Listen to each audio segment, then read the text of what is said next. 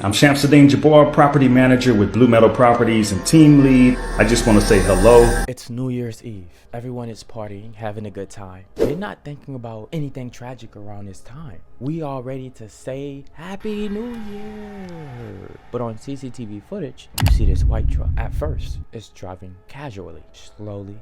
That's because it's waiting to turn on a certain street, Bourbon Street. And when it turns on this street, it flies and it goes fast, real fast.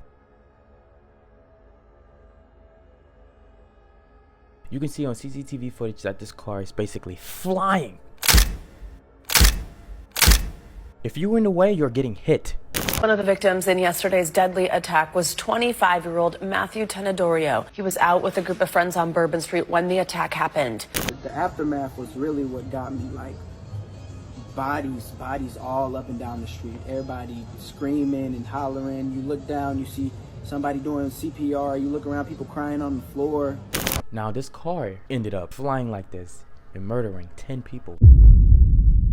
The man the FBI says is behind the terror attack in New Orleans that killed 15 people and injured dozens more. And also 27 people was injured. There's a behind the scenes aftermath of this whole thing. And also in my head, at the same time, I'm like, why New Orleans? Why there though? Like, I'm really curious. Thankfully, I'm not there. What's crazy is every New Year's I am there, except for last year. I wasn't there last year. The police also ended the person's life because this person decided to have a shootout with the police, meaning that this person went on a self-deletion mission. And as we know, people who planning on self-deleting themselves at the end of it or don't care if they die at the end of their mission, these are the most dangerous people. Now, Bourbon Street is one of the main streets in New Orleans.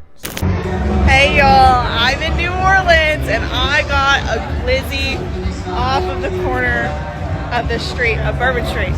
Anyways, Happy New Year! It's always usually crowded, especially on the weekend. But we're talking about New Year's. We know a lot of people is going to be on Bourbon Street. You have all of the clubs here. You have the bars here. You have restaurants here. It's a place where people just hang out on the streets, walk, drink, have fun, dance, vibe. So for this car to turn and pick Bourbon Street specific, it knew that this was going to be the most crowded street and the best opportunity for this person who created this act. 911, what's your emergency? I got at least maybe 12 to 15 people hit by this vehicle. I'm in a 200 block of Bourbon. And the headquarters, Bourbon Street is shut down from the 100 to at least the 500 block of Bourbon. Officers on Bourbon Street, stop! Headquarters, we need some EMS in here. Do we have them in route? Bourbon and Iberville, I have at least 6 casualties. I have an officer doing chest compressions on one. I have another white male that's got agonal breathing in the 200 block. Multiple casualties that may be going 10-7. 9530, we need EMF in here on the code 3. They're all my units that are code 1, where everyone saw them to their location. Y'all, we're trying to get a rehab. Dozens of people that got hit by this car. We have a medical pack. Bring a medical pack. 9212, we got a white car. I need EMS at Canal and Bourbon now. Canal and Bourbon now, possible 20F. I need somebody to speak to dispatch. What's going on in another Bourbon? I got it. What's going on in another Bourbon? What's going on in another Bourbon? Somebody please advise dispatch. What's going on in another Bourbon? But of course, we all don't believe that it's just him behind this. He definitely have people behind this that set this whole thing up. They just held the press conference and ABC News confirmed that they were informed by the investigators that they saw several different people on surveillance cameras leaving explosive devices throughout Bourbon Street. This is how they were able to confirm that he was not acting alone. The press conference was, of course, when the FBI special agent in charge said she did not believe the suspect was acting alone. Aaron, now you're learning a little bit more as to why?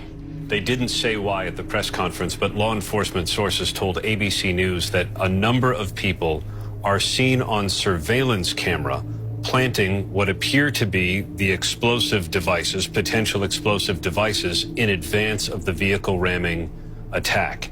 That gives authorities reason to believe that this suspect did not act alone. We don't know a precise number of individuals who were seen, but we're told multiple people were seen on surveillance images appearing to plant what could be explosive devices in advance of the attack. The priority now is identifying those people, tracking them down, and taking them into custody. Major reversal here. Federal officials now say the attacker acted alone in an act of terrorism.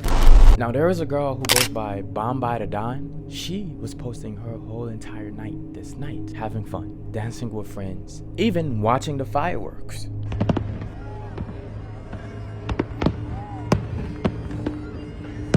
And you see how they having a good time, enjoying their New Year's, because the honest truth is not everyone knew that there was a terrorism act going on. And then they went to sleep, woke up 2025, and got the news that yes, where you was at yesterday was a terrorism act. So a lot of people that was there was shocked. But then also a lot of people heard that night about the news as well before it became main media, because the word was getting passed around. Did you hear what happened? Did you hear what happened? And then there was this other guy, and this made so much sense as he was saying this. So he was talking, he was saying before 9/11, well, after 9/11 happened, right after 9/11 happened, which we all know, first Super Bowl was in New Orleans. Those who don't know Super Bowl, who live in Europe or Asia or South America or Africa, Super Bowl is basically American football, and it's the final game. It's one of the most important, intense games to us because we love Super Bowl. We even have celebrities that sing halftime. So he goes on to say, right after 9/11, we fast forward to 2025. Now there's this terrorism act